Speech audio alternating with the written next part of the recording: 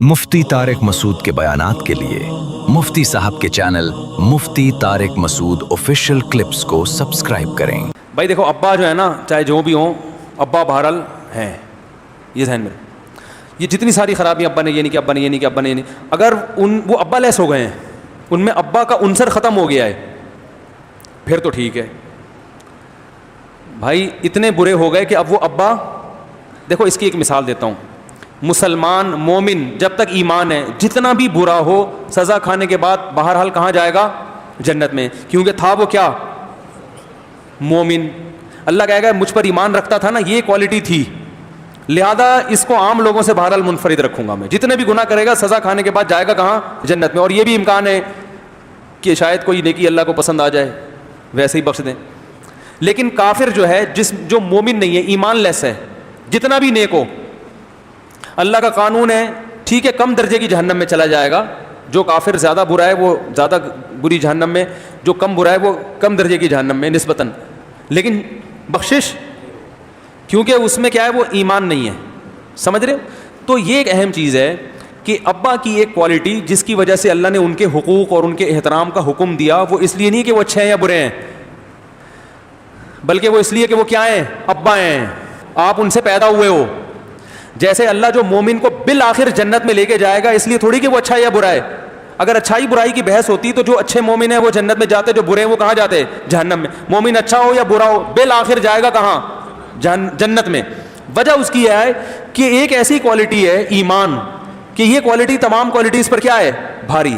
تو جنت کی جو اصل وجہ ہے وہ ایمان ہے۔ تو جب تک ایمان ہے، جنت میں بہرحال جائے گا۔ اتنا برا ہو گیا کہ ایمان لیس ہو گیا، ایمان نکل گیا اس کے اندر سے، پھر جنت میں نہیں جائے گا۔ تو قرآن نے جو ابا کے فضائل بیان کیے، ابا کو خیال کرو، ان کی آواز سے اپنی آواز کو پس رکھو، ان کے قدموں میں جنت تلاش کرو، وغیرہ وغیرہ، جو اتنے، اور باپ جو ہے جنت کا درمیانی دروازہ ہے، جو باپ کو خوش کرے گا، خوش نہ کرے، وہ جنت میں نہیں جا سکتا۔ یہ جو اتنے فضائل ہیں، یہ اس لیے نہیں ہے کہ ابا آپ کا خیال کرتے ہیں، بلکہ یہ اس لیے ہے کہ ان کی کوالٹی کیا ہے؟ کہ وہ کیا ہیں؟ ابا ہیں۔ تو اگر وہ اتنے برے ہو گئے کہ ان کے اندر سے ابا پن ہی نکل گیا، جیسے کوئی مسلمان اتنا گناہگار ہو جائے کہ ایمان سے ہی چلا گیا، پھر اس پر ایمان والے حکام جاری، بولو بھائی نہیں۔ تو ابا نے ایسی حرکتیں کی ہیں کہ اب وہ ان کے اندر سے ابا پن کیا ہو گیا ہے؟ نکل گیا۔ تو اب ان کے حقوق کیا ہو گئے؟ ساقط۔ اور یہ نکل سکتا ہے؟ کیا ہو گیا بھائی؟ کیونکہ اگر آپ کہو کہ یہ اب میرے ابا رہے نہیں ہیں، اس کا مطلب آپ وداؤٹ ابا گھوم رہے ہو، ہیں بھائی؟ وداؤٹ والد یا تو عیسیٰ علیہ السلام تھے یا آدم علیہ السلام تھے، یہ دو ہی ہیں جو ابا کے بغیر۔ باقی جتنے بھی ابا کے بغیر ہیں وہ اچھے لوگ، بولو بھائی، وہ پھر گورے ہوتے ہیں، انگریز ہوتے ہیں۔ تو اگر ان کے اندر سے ابا پن نکل گیا ہے تو پھر یہ نکل کے گیا کس میں؟ وہ ہیں پھر آپ کے ابا۔ تو کسی اور کو بھی ابا ماننے کے لیے تیار نہیں ہو، اور یہ بھی مانتے ہو کہ انسان بغیر باپ کے ہوتا نہیں ہے، اس کا مطلب یہ جتنے بھی برے ہیں ابا بہرحال یہی ہیں۔ تو اسلام نے جو باپ کے حقوق بیان کیے ہیں وہ باپ ہونے کی وجہ سے بیان کیے ہیں، وہ معاشرے کے اچھے یا برے انسان ہونے کی وجہ سے نہیں بیان۔ اچھے انسان کی وجہ سے تو الگ حقوق ہیں، ارے کوئی اچھا ہو تو وہ الگ اس کے حقوق ہیں، اچھے لوگوں کے ساتھ اچھا سلوک۔ ابا کے حقوق اس لیے، اماں کا بھی یہی ہے، جب تک وہ اماں ہیں تو اماں ہونے کی وجہ سے اس کے حقوق ہیں۔ نہیں آ رہی سمجھ میں تو رہنے دو۔ تو اس لیے آپ کو ان کے ساتھ حسن سلوک کرنا پڑے گا۔ ہاں، یہ جو حقوق ادا نہیں کر رہے، یہ نہیں کر رہے، پھپھی کا خیال نہیں کر رہے، نانی کو نہیں پوچھ رہے، ماموں سے ملنے نہیں گئے، وغیرہ وغیرہ، یہ ان کی ہیڈیک ہے، یہ آپ کی ہیڈیک نہیں ہے۔ آپ محبت سے سمجھائیں، مان جائیں، ٹھیک ہے، نہیں تو اپنے حال پہ چھوڑ دیں۔ ہاں یہ ضرور ہے کہ ابا بعض دفعہ ایسا ظلم کر رہے ہوتے ہیں کہ اولاد کے لیے ناقابل برداشت ہو جاتا ہے، تو ایسے موقع پہ بھی ان سے بد کلامی، بدتمیزی جائز نہیں ہے، کنارہ کشی اختیار کر لو۔ بات آ رہی ہے سمجھ میں؟ کیا کر لو؟ ایک سائڈ پہ ہو جاؤ۔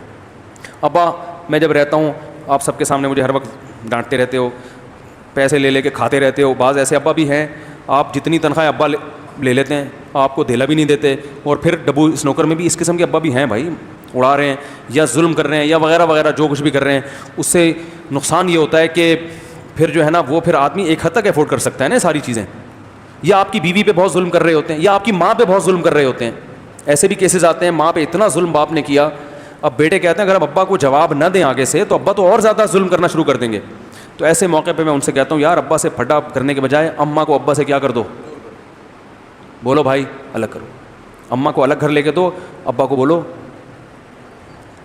دوسری شادی کرا دو ان کی، اب ابا کہیں گے میں بیگم لیس کیسے پھروں, بہت زیادہ ظلم ہو, پھر اس کی نارمل حالت میں نہیں, نارمل تو اونچ نیچ ہر گھر میں ہوتی ہے.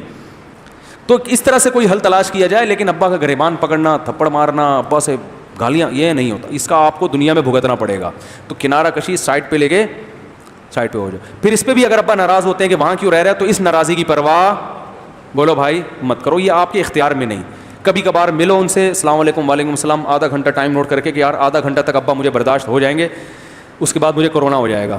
اگر آدھا گھنٹہ, تو آدھا گھنٹہ بیٹھو, ابا خیریت سے, ابا نے صلواتیں شروع کر دیں, یوں تو ایسا ہے, تو غیرت نہیں ہے تیرے میں اندر, تو جورو کا غلام بن گیا, تو یہ بن گیا.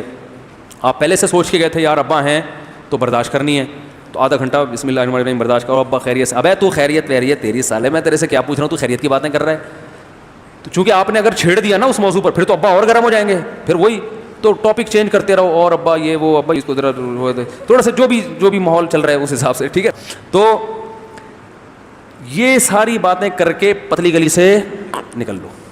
پھر بھی ابا کو غصہ آ رہا ہے تو پھر اس کی پرواہ مت کرو, کیونکہ اس سے زیادہ آپ کے بس میں ہے نہیں. کیونکہ اب مزید بیٹھو گے, پھر انسان ایک حد تک برداشت کرتا ہے نا ہر چیز کی برداشت. اب پھر ایسا نہ ابا پہ چڑھے گا غصہ کر کے کہ یار ابا بس کرو یار.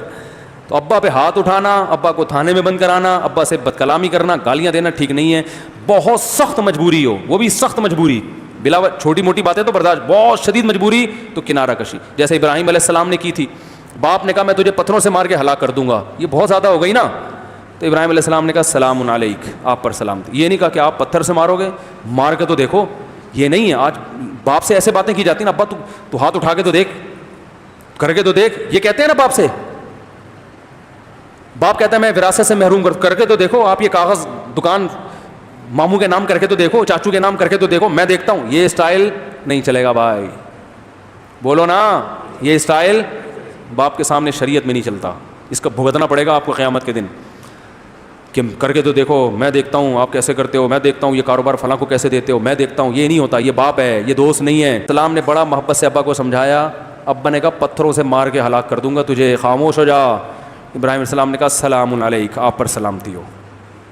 یہ نہیں کہا کہ آپ مار کے تو دیکھو ابا ہیں, آپ بتاؤ ابراہیم علیہ السلام سے زیادہ نیک ہو, اور آپ کے ابا ابراہیم علیہ السلام کے والد سے زیادہ برے ہیں. پھر بھی تو انتہاؤں کا مقابلہ ہو رہا ہے, مگر ابراہیم علیہ السلام ابا کا ابا ہونا دیکھ رہے ہیں, کافر ہونا نہیں دیکھ رہے, کیونکہ ابا کے حقوق ابا کی وجہ. تبھی غیر مسلم والدین کے بھی وہی حقوق ہیں جو مسلم والدین کے ہیں, بھائی ابا ہیں. تو اللہ نے کیا فرمایا, ابراہیم نے کہا سلام علیک ساستغفر لک ربی, میں پھر بھی اللہ سے آپ کے لیے دعائیں کرتا رہوں گا. اور پھر کنارہ کشی اختیار کی. تو یہ آخری حرب ہے.